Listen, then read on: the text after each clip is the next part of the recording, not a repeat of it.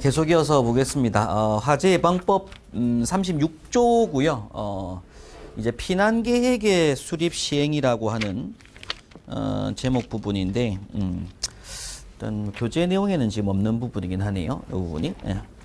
일단 피난 계획 수립 시행이라고 해서 또는 일본의 소방 안전관리 대상물의 관계인은 그 장소에 근무하거나 거주 또는 출입하는 사람들이 화재가 발생한 경우에 안전하게 피난할 수 있도록 피난 계획을 수립 시행해야 된다. 그럼 이번에 1항의 피난 계획에는 어떤 대상물의 구조, 피난시설 등을 고려하여 설정한 피난 경로가 포함되어야 된다. 관계인은 피난시설의 위치, 피난 경로 또는 대피령이 포함된 피난유도 안내 정보, 이게 중요합니다. 이거를 근무자 또는 거주자에게 정기적으로 제공해야 된다라고 되어 있는데, 이 피난유도 안내 정보 제공이라고 해서 요게 이제 행안부령으로 정한다라고 합니다. 그래서 요 내용 자체가 법규 부분이 중요한 건 아니고, 요건 이제 시행 규칙, 여기 있는 그 피난계획 수립 시행에서 일단 피난계획은 요렇게 이제 다음 각호의 사항이 포함돼야 된다라고 하는데, 이것도 외울 만한 사항은 아니고요. 뭐 경보 수단 방식, 층별, 구역별, 피난 대상 인원, 연령별, 성별 현황, 약자 현황, 그럼 거실에서 이제 5개로 이르는 피난 경로, 피난 동선, 피난 방법, 뭐 제반 사항 등 이런 것들이 피난 계획에 포함되어 있어야 된다라고 하고, 관계인이 이러한 피난 계획을 수립해야 된다 그런 얘기를 합니다. 예. 일단 필요한 세부 사항은 소방청장이 고시한다고 돼 있고요. 중요한 건 요거죠. 시행 규칙의 35조. 이게 중요한 부분이고 교재에 수록돼 있습니다. 예. 피난유도 안내 정보 제공이라고 해서 법 33항에 따른 피난유도 안내 정보는 다음 각호 어느 하나의 방법으로 제공한다라고 해서 연 2회 피난의 교육을 실시하는 방법, 분기별 1회 이상 피난의 방송 실시하는 방법, 피난 안내도를 층마다 보기 쉬운 위치에 게시하는 방법, 엘리베이터 출입구 등 시청이 용이한 장소에 영상을 제공하는 방법이 있습니다. 근데 아무래도 이제 가장 저렴하기도 하고 좀 손쉽게 한다라는 개념이 이 3번인 거예요. 그래서 피난 안내도를 층마다 보기 쉬운 위치에 게시하는 방법을 제일 많이 쓰고 있고요. 현재 안전관리자 분들이. 근데 이걸 안 하겠다라고 하게 되면 연 2회 교육을 실시를 해야 됩니다. 그럼 교육 실시한 결과 기록부가 있어야 돼요. 또 2번 모아서 교육을 했다라는 증명 자료가 있으면 되고요. 또는 분기별로 1번 이상 피난 안내 방송을 실시를 하는데, 이것도 사실 방송 설비가 있지 않으면 할 수가 없다 보니까 일반적으로 3번을 주로 많이 합니다. 예, 요게 해놓으면은 안내 정보를 제공했다라고 인정받거든요. 그럼 4번에 엘리베이터 출입구 등 시청이 용이한 장소에 영상물 제공, TV 같은 거 설치해가지고 계속 수시로 제공하고 있는 거. 요런 방법들 4가지 중에 한 가지를 해라 라고 합니다. 그래서 3번을 제일 많이 쓰고 있다 이 말씀 드리는 거고요. 이 안내 정보 제공에 필요한 세부 사항은 또 소방청장이 정하여 고시한다라고 해서 소방청에서 이제 설명하는데, 법규에 수업 나올 만한 내용은 아니고, 요건 실질적인 안전관리자분들이 이제 요 내용을 좀 참조해서 여기 그 교육하고 안내정보 제공할 때 요 안내정보 제공하는 요 방법, 영상물에 들어가는 것들, 요런 것들 참고하는데, 근데 이런 것도 또 체크 안 하려면 그냥 3번 하는 게 제일 낫죠. 그래서 이제 안내정보 제공, 요게 이제 중요한 화재 예방법에서 또 내용이 정기적으로 나오는 거 하나 있고요. 그 다음에 이제 37조는 소방 훈련 등이라고 합니다. 그래서 동그라미 1번에 소방 안전상물의 관계인은 그 장소에 근무하거나 거주하는 사람 등에게 소화 통보 피난 등의 훈련과 소방 안전 관리에 필요한 교육을 하여야 하고, 피난 훈련은 대상물에 출입하는 사람을 안전한 장소로 대피시키고 유도하는 훈련을 포함해야 된다. 이 경우 소방 훈련과 교육의 횟수 및 방법에 활용이라는 사항은 행안부령으로 정한다라고 합니다. 그러니까 이것도 이제 시행 규칙에 있다는 얘기인데, 소방 훈련 교육이 이제 시행 규칙 36조에 보게 되면 1번에 관계인은 30조 1항에 따른 소방 훈련 교육을 연일회죠. 이건 뭐 계속 똑같습니다. 훈련 교육은 연일회 이상 실시된다. 다만 본부장 또는 서장이 화재 예방을 위해 필요하다고 인정하여 2회 범위에서 추가 실시할 것을 요청하는 경우에는 또 추가로 실시를 해야 된다라고 합니다. 본부장 서장은 요게 또 중요하고요. 특급 및 1급이죠. 아무래도 지금 현재 앞으로 더 확장을 해 나가겠지만 현행법상으로는 특급하고 1급 대상물입니다. 요 두 대상물은 관계인으로 하여금 1항에 따른 소방훈련과 교육을 소방기관과 합동으로 실시하게 할 수도 있다. 그래서 합동훈련은 보통 1급 이상직들 대상으로 관할 서에서 보통 지정해가지고 연락해가지고 협조 요청하고 같이 합동훈련 하시죠 라고 해서 하는데 의무가 아닙니다. 할 수 있다라고 하니까 또 일정이 바쁘면 소방서 못 할 수 있는 거고 웬만하면 이제 하려고 하는 거죠. 그 다음에 관계인은 소방훈련과 교육을 실시하는 경우 필요한 장비 교재 등을 갖춰놔야 된다는 얘기를 하고요. 그리고 관계인은 1항에 따라 소방훈련과 교육을 실시했을 때에는 실시 결과를 별지 28호 서식의 결과 기록부에 기록하고 이를 실시한 날로부터 2년간 보관해야 된다 이런 얘기를 합니다. 그래서 여기는 2년간 보관, 서류 보관은 무조건 2년이라는 건 뭐 반복되고 있죠. 예. 자, 37조가 이제 또 신설되면서 뭐가 나왔냐면 38조 각호에 따른 관계인은 36조 1항에 따라 훈련 및 교육을 실시한 날로부터 30일 이내에 별지 29호 서식의 결과서를 작성해서 보관만 했었는데 이제 요 대상은 본부장 또는 서장에게 제출도 해야 된다 이런 얘기를 하고 있습니다. 38조 각호였으니까요. 시행령 38조. 그래서 여기 시행령 38조가 특급 1급 계속 똑같은 얘기입니다. 예. 그래서 특급하고 1급 대상물이 중요한 주제가 됐고 특급하고 1급은 합동훈련을 실시하는 건물이기도 하고 또 이제 훈련을 했을 때 교육을 했을 때 결과 기록부를 제출하는 대상이기도 하다 이건 거죠. 시행 규칙에서 보면은 실시한 날로부터 합동을 하지 않더라도입니다. 않더라도 실시한 날로부터 30일 이내에 별지 29호 서식의 결과서, 요건 2년간 원래 보관하는 서류인데 제출도 이제 하도록 한 거죠. 특급 1급이 할 일이 참 많아졌습니다. 이제 서류 제출할 것도 많아졌고, 여기 새로 신설된 부분이 있습니다. 오른 내용이 하나 있다라는 거고, 훈련. 이것도 나왔네요. 여기 2항에 법률 37조 2항에 보면 전담이 필요한 대통령 정하는 여기 특급 1급이라고 했죠. 관계인은 훈련 및 교육을 한 날로부터 30일 이내에 뭐 법률에서 두 번 지금 반복 중복해서 말해놨습니다. 결과를 행안부로 정하는 바에 따라 서식 서장에게 제출해야 된다 이런 얘기를 하고요. 그다음 본부장 서장은 1항에 따라 관계인이 실시하는 훈련과 교육을 지도 감독할 수 있고 그리고 4번에 본부장 서장은 관절 대상물 중 불특정 다수를 이용하는 대통령으로 정하는 특정 소방 대상물의 근무자 등에게 불시 소방훈련과 교육을 실시할 수도 있다. 대통령이 정하는 거라고 했으니까 뭐 시행령에 보면은 이제 불시 소방훈련 교육 대상 건물 용도라고 해가지고 의료시설, 교육연구시설, 노유자시설, 뭐 기타 인명피해가 예상되는 이러한 시설들에 대해서 불시 소방훈련 교육을 실시할 수도 있다. 이런 얘기를 한 거죠.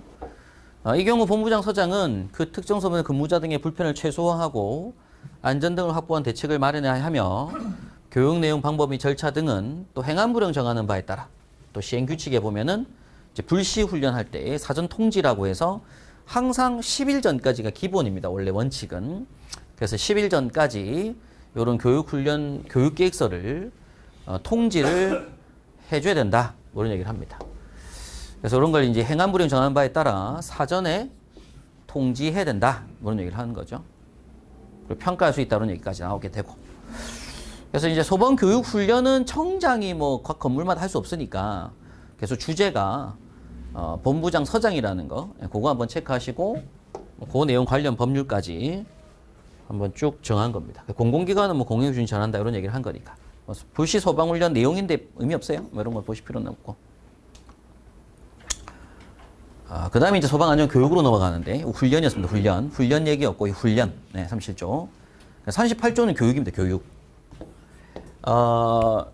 이게 어떤 차이점이 좀 있냐면 그 훈련이라고 하는 부분은 일단 기본적으로 소방 안전관리 대상물은 훈련과 교육을 한 번에 같이 실시하도록 되어 있습니다.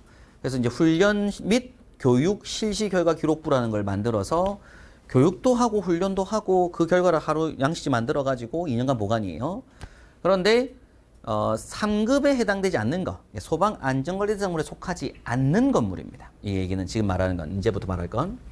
법무부 서장은 37조를 적용받지 아니하는 관계인에 대하여 특정 소방 대상물의 화재 예방과 안전을 위하여 행안부령으로 정하는 바에 따라 소방안전 교육을 할 수도 있다. 이게 뭐냐면 소규모 공장들, 작은 대상들인데, 그래서 이 대상물 범위는 행안부로 정한다라고 하는데, 시행규칙에 보면 소방안전 교육 대상자가 나옵니다. 그래서 규모가 뭐냐면 소화기 또는 비상경보 설비가 설치된, 그러니까 앞서 말씀드린 제가 3급 이상지가 자탐 이상이라고 말씀드렸잖아요.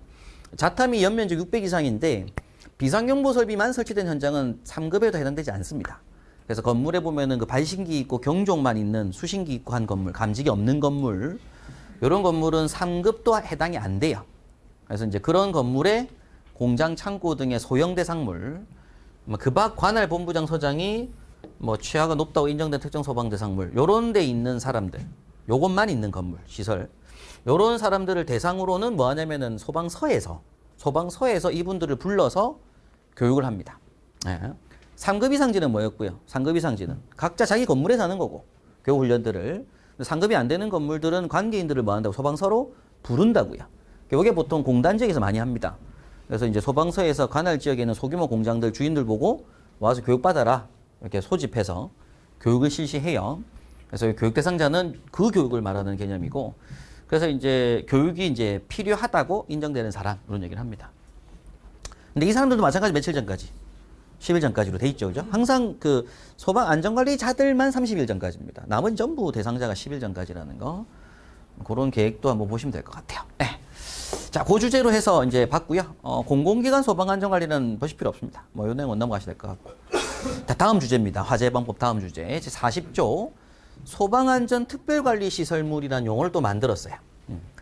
소방청장은 화재 등 재난이 발생할 경우 사회 경제적으로 피해가 큰 다음 각호의 시설에 대하여 소방안전 특별관리를 해야 된다라고 하고, 요게 이제 화재예방 안전진단의 대상에 들어가기도 합니다.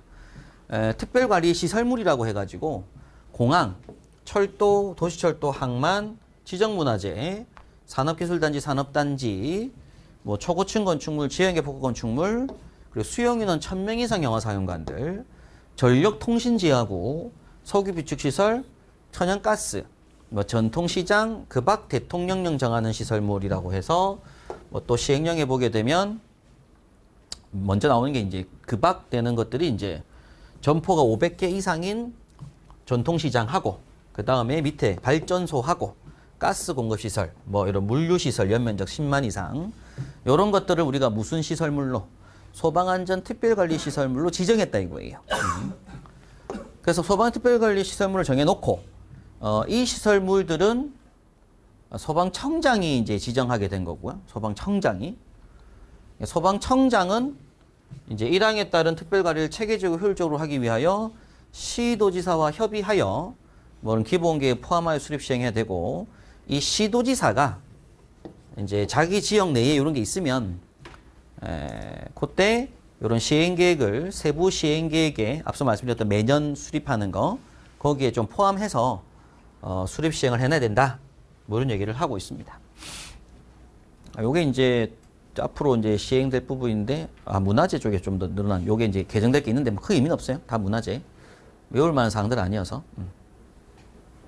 네, 그러니까 이어지는 내용이죠, 이렇게 담아서. 그러니까 특별관리시설물을 정해놨고요. 이 특별관리시설물에 해당되는 어떤 법률안들이 시행령에 보게 되면 아까 추가되는 특별관리시설물 종류를 나열하고 있고, 요 소방안전 특별관리 기본계획에서 이제 소방청장이 또 이제 또 관리 기본계획이라고 해서 또 만들었습니다. 그죠? 예, 여기 또 5년마다인데, 근데 기본적으로 기본계획은 5년마다 생각하시면 돼요. 기본계획 5년마다고 같이 포함되어 있다, 이렇게 보시면 될 것 같고, 시도지사가 또 시행하기 위한 걸 매년 하죠. 근데 이것도 특별관리 시행계획인데 어차피 할 거 같이 쫙 합니다. 앞서 봤던 그 매년 그 세부 시행계획에 포함해가지고 자기 시도 내에 이런 특별관리 시설물이 있으면 그 내용도 포함해서 매년 수립 시행하고 있다라고 알고 계시면 돼요. 이건 굳이 외우실 만한 사항은 아니니까. 시행규칙은 볼 거 없었고. 자, 그래서 이어지는 내용이 주제가 이제 화재방 안전진단입니다. 화재방 안전진단.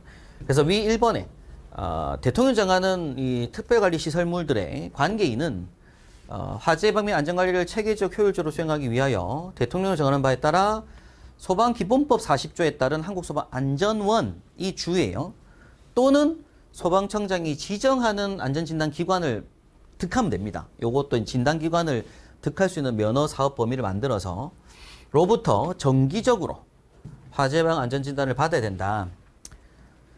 그래서 화재방 안전진단을 받아야 된다고 얘기를 하고요. 그래서 요 다음에 시행령에 보면 그 대통령을 정하는 특별관리시설물은 전부 다는 아니고 아까 봤던 15가지인가요? 응도 쭉 나오는데 연면적 1000 이상 공항, 연면적 5000 이상 철도, 또 연면적 5000 이상의 도시철도, 연면적 5000 이상의 항만, 그 다음에 이제 그 아까 공동구, 지하구, 전력용, 통신용 지하구, 천연가스, 또 발전소도 5000 이상, 가연성 가스 100톤 이상, 뭐 30톤 이상 가연성 탱크 가스 공급시설 이런 얘기 하는데, 근데 제가 봤을 때 중요한 거는 그 공항만 1000이고요. 공항만 1000이고, 나머지는 다 5000. 네, 그것만 보시면 돼요. 넘어가셔도 돼요. 근데 요게 이제 일정 규모 이상 되는 특별관리시설물은 화재방 안전진단이라고 하는 걸 받아야 된다라는 것만 체크하시면 되고, 다시 또 법률로 넘어와서 화재방 안전진단 범위는 뭐 다음과 같다라고 하는데 또 뭐 외울 만한 사항은 아닙니다. 기본적으로 조사 나가면 하는 것들이에요. 소방계획서, 피난계획서, 유지관리 상태, 뭐 교육 조직 상태 이런 것들을 하는 거라서 예방안전진단 이렇게 한다는 얘기고. 그래서 이어 사망의 이제 1항에 따라 안전원 또는 진단기관이 선정이 됐으면 그 받은 연도에는 소방훈련과 교육 및 또 자체점검, 그 종합점검도 받은 것으로 본다 해서 좀 금액을 감해주겠다, 면제해주겠다 이거죠. 그래서 이제 이게 이제 사실 종합점검하고 작동점검에 해당되는 부분들을 요 화재방 안전진단으로 넘겨서 안전원이 사실은 좀 주체로 점검을 하겠다라는 개념으로 좀 가는 거죠. 그러다 보니까 조금 얘기 나온 건 그래요. 안전원에서 너무 돈 장사한다. 이런 얘기가 나오는 거죠. 왜냐면 이제 원래 종합점검, 작동점검 업체들이 막 하던 걸 원래 안전원에서 또 자체점검을 했었거든요. 관리사 뽑아가지고. 근데 이제 그런 부분들이 워낙 또 영업력 차이도 있고 하다 보니까 안전이 안 했어요. 근데 이제 이런 큰 규모 시설들은 점검업체에 맡기는 거 말고 이제 안전원에서 화재방 안전진단을 하고 그 해는 자체 점검을 면해주는 걸로 하자면 이제 비용이 절로 가겠죠. 예. 일단 그런 부분들 때문에 또 말이 좀 있긴 있습니다. 예. 워낙 그런 부분들이 있어서. 근데 이제 정부기관에서 봤을 때는 필요하다고 봤으니까 했겠죠. 그죠? 이런 것들을 한다, 이런 생각을 한 거고. 안전원 또는 진단기관은 1항에 따른 화재방 안전대 결과를 행함으로 정하는 바에 따라 본부장, 서장 또는 관계인에게 제출해야 된다. 이런 얘기를 하고요. 이게 점검업체 말고 대신 점검해서 제출한다는 얘기고. 그 제출받은 안전진단 결과에 따라 보수 보강 등의 조치가 필요하다고 인정되는 경우 특별관리시설물 관계인에게 보수 보강 등 조치를 취할 것을 명할 수 있다. 또 비밀 누설하면 안 된다. 이런 얘기를 합니다. 그 다음에 이제 진단기관을 안전원이 아니라 뭐 다른 단체로 할 수도 있다. 뭐 이래놔야지 어떤 뭐라고 할까요? 뭐 한 군데 몰아주는 이런 개념이 아닌 거니까. 예. 그래서 이제 그냥 시정 신청해라 그러는데 아직 신청한 단체는 없는 상태고요. 진단기관. 진단기관 지정받은 자가 다음 갖고 해당하는 경우에는 그 지정을 취소할 수 있다. 이런 얘기를 만들어 놨습니다.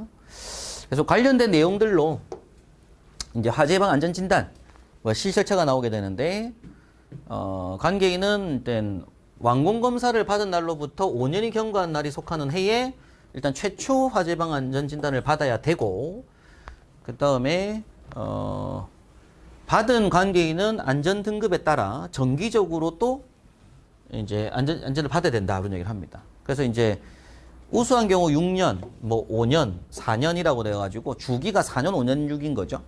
근데 그 다음에 수기 때는 자체점검 면제한 그 다음은 이제 일반 업체로 점검업체 점검을 받겠지만 요 회 때는 안전대 받아라. 요 주기로 뭐 그런 얘기를 하고 있는 겁니다. 관련된 어떤 내용은 또 행안부를 정한다라고 하고 뭐 화재방 안전진단 범위 이렇게 해가지고 또 진단기관의 어떤 인력해서 지정기준 별표 8번에서 정하는 기준을 만족하면 화재방 안전진단으로 지정해주겠다. 뭐 이런 얘기를 한 거죠. 화재방 안전진단 절차 및 방법 해가지고 뭐 받아야 되는 시설물의 관계인들은 별지 33소 서식을 안전원 또는 지정하는 안전진단기관에 신청해야 된다. 그리고 진단 신청을 받은 안전운전 진단기관은 다음 그것 절차에 따라 안전진단을 실시한다. 보통 이제 위험성 평가라고 해서 기술사, 소방기술사라든지 혹은 안전기술사 쪽에서 보통 많이 보고 있는 관점들로서 실제 점검을 하고요. 평상시에 이제 뭐 한 4년, 3년, 4년, 5년 주기마다 하니까 평상시에는 관리사들이 또 어떤 시설물 점검을 했을 거고 주로 보는 관점이 좀 다릅니다. 화재 방지 안전진단은 시설물보다는 전체 일단 피난 분집도라든지 혹은 이제 피난로 확보라든지 뭐 조금 더 다른 관점에서 안전진단을 좀 하고요. 진단은 다음 각호의 방법으로 실시한다. 뭐 성능 점검도 하고 정성적, 정량적 방법으로 하전 비위험성 평가를 하고 뭐 비상 대응 훈련 평가도 한번 해보고 하는 훈련한 것도 보고 여러 가지 하겠다는 얘기죠. 안전진단 결과 제출 얘기도 나오게 되는데 뭐 크게 의미는 없습니다. 넘어가셔도 될 것 같고 진단기관의 장비 기준 지정 신청할 수 있는 사유 뭐 이런 거 나오는데 크게 의미는 없을 것 같아요. 진단기관 지정할 수 있는 절차만 나오는데 내가 지정받고 싶다라고 하면 그렇게 신청하면 된다. 이런 관련된 내용들은 별표에 수록하겠다. 뭐 이런 얘기를 하고 있습니다. 그래서 화재 예방 안전진단이 그 기관이라고 하는 게 인력 기준 기술사가 3명인가? 잠깐 볼게요. 1명이야. 기술 1명이네요. 화재 예방 안전 진단 기관이 설립되려면은 일단은 비영리법인 단체가 되면서 전문 인력이 근무할 수 있는 사무실도 있고 그다음에 보관할 수 있는 창고를 갖춰주고 그다음에 이 전문 인력으로는 기술사 1명에 관리사 1명에 요런 사람들 중에 1명을 해서 3명을 갖추도록 하고 3명이네 3명 그럼 다음 분야별로 또 각 1명 다음 거에 딱 봐요.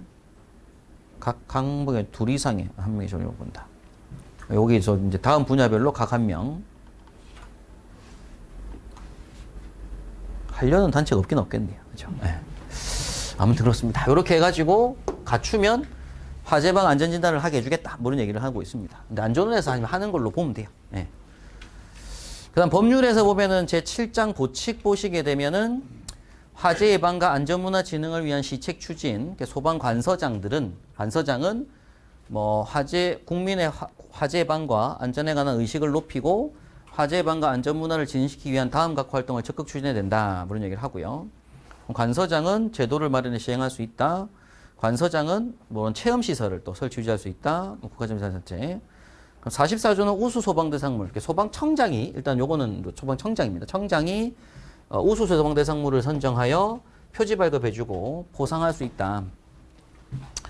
뭐 선정 방법 이런 것들은 행안부령에 정해져 있다는 얘기를 하고요. 45 조치명령 기간 연장은 뭐 의미는 없을 것 같습니다. 기간 연장할 수 있다 그런 얘기고. 청문이라는 게 있어요. 청문은 항상 그 정지나 취소 처분을 할 때에는 청문회 같은 거 구성을 해가지고 옳고 그름을 따져봐야 된다 그런 얘기를 하는데 안전관리자 자격 취소, 진단기관 지정 취소 때는 청문 실시를 해야 된다 그런 얘기고 그 다음에 시험 칠 때 수수료가 얼마 있다. 수수료 금액 얘기도 합니다.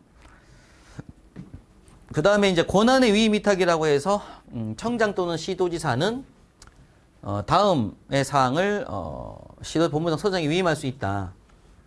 그리고 안전원에 이제 위탁하는 거 여기 딱 있죠. 그래서 안전원에 위탁한 것들이 지금 전부 다 뭐냐면은 그 선임 신고 그리고 해임 사실 확인, 건설 현장 선임 신고, 자격 시험, 자격증 발급, 뭐 종합정보 구축 운영, 강습교육 실무교육이라고 합니다. 그리고 이때 이제 뭐 비밀을 누설해서는 안 된다. 뭐 얘기를 하고 있고요. 뭐 나머지는 보실 건 없을 것 같아요. 예, 그래서 기타 나머지 뭐 시행령 시행규칙에서도 이제 남은 부분들은 크게 볼 게 없습니다. 지금부터 보실 거 없고 뭐 시행규칙에서도 우수 대상물 선정 나오는데 또 보실 필요 없어요. 수수료 교육비 얘기 나오는데 넘어가고 안전원 갖추는 장비 뭐 이런 거 넘어가고 볼 게 없네요. 여기도. 네. 남은 건 이제 화재방법 벌칙만 남았습니다. 제일 마지막 조항이고요. 화재방법에서 다음 각 어느 하나에 해당하는 자는 3년 이하 징역 또는 3천만 원 벌금에 처한다.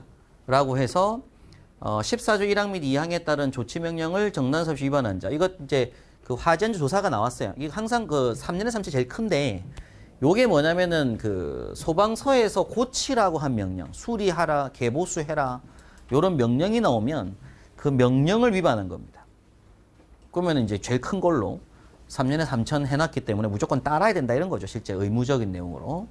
보수, 보강 등의 조치 명령 이런 것들 이제 화재 예방 안전진단 받고 나서 어떤 조치해야 될 사항이 나왔을 때 그 명령을 위반한 겁니다. 그 다음에 4번이 이제 뭐냐면은 미등록 영업한 건데 앞서 공사법에서도 공사법에서 보면 3년에 3천 제일 크거든요. 근데 공사법에서는 3년에 3천짜리가 뭐냐면 미등록 영업한 거, 등록하지 않고 영업한 거. 그게 3년에 3천짜리인데 지금 보신 화재예방법도 마찬가지로 지정기관으로 인정받지 않았음에도 어떤 부정한 방법으로 이제 지정받은 자, 뭐 이런 개념인 거죠. 이게 이제 3년 3천짜리고. 그 다음에 이제 앞서 그 조치명령. 조치명령이라고 하는 건, 화재안전조사라든지 어떤 조사가 나왔을 때 문제가 생긴 걸 적발됐을 때 고쳐라 라고 명령했는데 그걸 안 따른 거. 그게 3년 3천짜리입니다. 그 다음에 이제 1년에 1,000만원짜리의 그 비밀누설자 나온다고 했죠. 비밀누설자. 요 비밀누설자가 지금 여기 1년에 1,000만원 나오게 되고요. 12조 2항을 위반하여 관계인의 정당한 업무를 방해하거나 한 거. 화재조사. 1년에 1,000만원. 그 다음에 또 자격증을 다른 사람이 빌려주거나 이를 알선한 자라고 되어 있는데 그래서 이제 소방안전관리자 수첩, 자격증 이런 걸 빌려주거나 또 알선한 자. 요것도 지금 관리사처럼 거의 크게 희한하죠. 이 공사법에서는 기술자, 소방기술사가 자격증 빌려준 거, 그 다음 소방설비 기사가 증 빌려준 거, 그 다음에 또 그 보조수첩, 경력인정수첩 이런 걸 갖다 빌려준 게 300벌금이거든요. 공사법에서는. 이중취업하고 다 300벌금으로 돼 있어요. 그런데 300벌금이면서 근데 그때는 또 뭐가 있는 거냐면은 근데 그거는 이제 자격증 빌려준 거 말고, 그러니까 소방법에서는 뭘 보냐면은 자격증 대여가 아니라 그 특급, 고급, 중급, 고급 나온 거. 청에서 빌려준 거. 그게 300벌금짜리고, 자격증 빌려준 건 또 이제 다른 법이거든요. 국가기술자격법. 그 법에 보면은 자격증 취소되면서 벌금이 또 200인가 500인가 500만 원인가 있을 거예요. 벌금이. 달라요, 또. 그러니까 자격증을 기사도 빌려주고 특급도 다 넣어놨다면 요 특급인 거는 소방법 거고 자격증 빌려준 거는 국가기술자격법이에요. 금액이 좀 많이 나와요. 이중첩 걸리거나 뭐 빌려준 거 걸리면 요쪽 벌금 요쪽 벌금. 그래서 좀 그런 건 세게 나옵니다. 그런데 이제 요건 안전관리자. 안전관리 수첩을 뭐 빌려주거나 뭐 한 거. 요게 지금 1년에 1,000만원짜리 해놨어요. 최대가. 그 다음에 이제 화재방 안전진단을 받지 아니한 자. 요것도 이제 뭐냐면은 나중에 소방시설법 공부하시게 되면 종합점검 대상, 작동기능 점검 대상이 나오는데 그 대상자 건물주가 돈을 안 들이고 관리사로부터 점검을 안 받은 건물이 1년에 1,000만원이거든요. 이것도 이제 화재방 안전진단을 받아야 되는 건물에 불구하고 화재방 안전진단을 안 받은 건물은 1년에 1,000만원. 뭐 같은 얘기죠. 같은 주제. 여기 1년에 1,000만원짜리입니다. 자, 그 다음은 300벌금. 300벌금 나오는 게 이제 요거는 그냥 조사를 거부방해한 거죠. 아까 봤던 거 뭐냐면 조사 시 어떤 조치 명령이 나왔는데 그 조치 명령을 방해한 건 3년 3천. 근데 지금 조사 자체를 방해하는 건 그냥 300벌금. 뭐 이런 얘기입니다. 그 다음에 요게 아마 예방조치 명령 17조 2항 각호가 예방조치 명령일 거예요. 예방조치 명령. 예. 예방조치 명령. 17조 2항이 잠깐 볼게요. 17조. 그러니까 법률에 17조가 예방조치죠. 예방조치. 그러니까 뭐 풍등 열기구 날리기를 하지 마라. 뭐 이렇게 했는데 그 명령을 후항한 거 300벌금이고. 그리고 미선임도 굉장히 많이 나옵니다. 소방안전관리자 선임하지 않은 거. 그거 300벌금이고요. 건물주죠. 관계인. 그 다음에 또 요거 우리 그 안전관리자들이 어떤 문제가 있음에도 발견하였음에도 필요한 조치할 것을 요구하지 아니한 안전관리자 300벌금이거든요. 세죠? 그러니까 소방안전관리자들은 무조건 문제가 생겼을 때는 계속 요구를 해야 돼요. 네. 그런데 이제 그걸 위반하여 또 안전관리 불이익한 처우를 한 관계인. 위반을 했는데 그걸 핑계로 뭐 해임한다든지 이렇게 한 관계에 300벌금이 있을 수 있으니까 이런 부분들이 이제 변호사나 노무사의 도움이 좀 필요한 부분입니다. 해임 관련된 부분들 따지는 부분이 있기 때문에. 그 다음에 이제 나머지 이건 41조는 기타 41조 6항 사망 업무 수행. 여기 아까 화재방 안전진단 쪽인가? 41조가 화재방 안전진단 기관 쪽. 예. 그쪽에 관련된 부분에서 비밀 수행한 거를 누설한 거, 요건 300벌금에 들어가 있는데, 요거보다는 아까 봤던 그 화재안 조사를 했는데, 조사 시 알게 된 비밀을 누설한 거, 그게 지금 1년에 1,000만짜리로, 300만원짜리요. 1년에 1,000만짜리. 1년에 1,000만짜리. 좀 전에 봤던 여기. 1년에 1,000만원짜리가 비밀을 누설하거나 목적의 용도 사용한 거. 요게 이제 화재조사. 요게 좀 셉니다. 화재방 안전진단 쪽에서는 300벌금 작게 돼 있고. 근데 이건 의미가 없어서 별로. 그런 내용들. 그 다음에 이제 과태료가 보면은 300만원 과태료 부과하는 사항들이 쭉 있고요. 그 밑으로 200만원 이하 과태료 부과하는 사항들이 쭉 있습니다. 그 다음 100만원 이하 과태료가 실무교육을 받아야 되는데, 실무교육 안 받았을 때 100만원 이하 과태료 부과를 하면서 자격정지, 안전관리자 그 수첩이 정지가 돼요. 교육받을 때까지. 그래서 과태료 내고 교육도 받아야 되고, 다시 풀리고 뭐 이런 게 있습니다. 그 위에 이제 200만원 이하 과태료라든지 뭐 300만원 이하 과태료가 나오는데, 요게 좀 구분하기 좀 힘들긴 해요. 그래서 나중에 뭐 공부하실 때 한번 구분할 연습을 문제풀이 하면서 좀 볼 건데, 뭐 지금 막 외울 사항은 아닌 것 같고, 일단 300 과태료가 있고 200 과태료가 있다. 근데 이 300, 200보다는 일단 100 과태료가 실무교육 2년마다 한 번씩 교육을 안 받은 안전관리자한테는 100 과태료다. 뭐 그 정도까지 한번 체크하시면 되고, 요게 이제 우리 시행령에 보면은 이제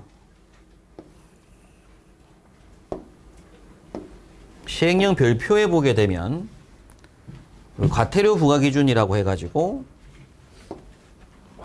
이것도 마찬가지로 이제 각 법률 바닥이 다 있거든요. 과태료 부과 기준표는. 거기 보면 또 이제 1차, 2차 뭐 이런 게 있죠. 300 과태료, 200 과태료, 뭐 100, 200, 300. 그래서 이 안전관리자들이 또 업무를 지도 감독을 하지 않은 경우 300이 있고, 뭐 성명 게시하는 경우 과태료가 있기 때문에 이런 부분들이 안전관리자들이 많이 알아야 됩니다. 이게 지금 안전관리자를 겸한 경우 300 과태료 있고, 그죠? 좀 많아요. 안전관리자 업무를 제대로 게을리한 거, 뭐 이런 것도 있는데.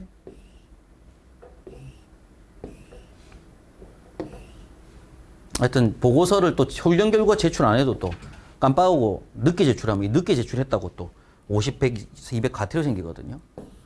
이런 부분들을 이제 챙길 게 워낙 많아졌죠. 어떤 이런 부분들을 한 번씩 챙겨서 봐야 될 부분들이 생겼습니다. 자, 그래서 이번 시간까지는 우리 화재 예방법에 대해서 이제 총 5시간 정도로, 거의 5강 정도로 공부를 해봤는데, 중요한 사실 주제들이 좀 있어요. 그래서 자주 나오는 단골 주제들 개념들이 있기 때문에, 그 주제들 위주로 이제 학습하시면 되고, 일단 원문은 이렇게 구성되어 있다라는 걸 쭉 훑어본 거라서, 다시 또 중요한 건 결국 뭐 문제를 많이 풀어보는 게 또 중요한 부분이 될 거라서, 그렇게 또 대비를 해 나가시면 됩니다. 복습하는 게 더 중요하니까. 이렇게 해서 화재 예방법은 마무리 짓도록 하겠습니다.